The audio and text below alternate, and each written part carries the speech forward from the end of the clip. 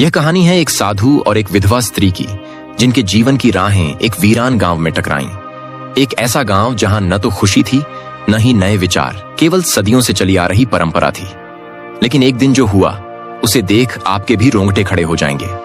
बहुत समय पहले की बात है, उत्तर भारत के एक दूर दराज गांव में एक साधु तपस्या करने आया। उसका नाम था स्वामी तेजानंद। लंबी जटाएं, तप से दमकता चेहरा और आंखों में वैराग्य की गहराई। उसी गांव में एक विधवा स्त्री गौरी, जिसकी उम्र 20 साल थी।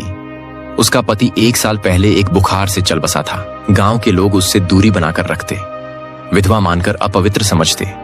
गौरी गांव से दूर दूसरों के घरों में काम करती और शाम को अपनी छोटी सी झोपड़ी में लौट आती। एक दिन तेज धूप में गौरी काम से वापस लौट रही थी कि रास्ते में उसने एक व्यक्ति को बेहोश पड़े देखा।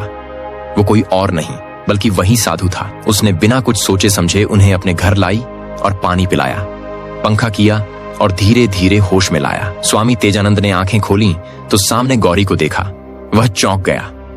एक स्त्री, वो भी विधवा, उसका ध्यान रख रही थी। समाज की दृष्टि में यह अनुचित था, लेकिन गौरी ने नम्रता से कहा, स्वामी जी, भूख और प्यास का कोई धर्म नहीं होता, इंसानियत ही सबसे बड़ा धर्म है। गांव में यह बात आग की तरह फैल गई। लोग फुसफुसाने लगे। वो साधु उस विधवा के पास सोया था।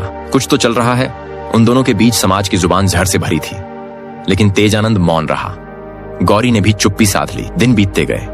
स्वामी जी ने गांव के बाहर एक छोटा सा आश्रम बनाना शुरू किया और गौरी उस निर्माण में मदद करने लगी। लेकिन इस बार लोग उग्र हो गए। एक दिन गांव की पंचायत ने स्वामी जी को बुलाया और सवाल किया, एक साधु होकर तुम एक विधवा के साथ समय बिताते हो, यह धर्म के विरुद्ध है।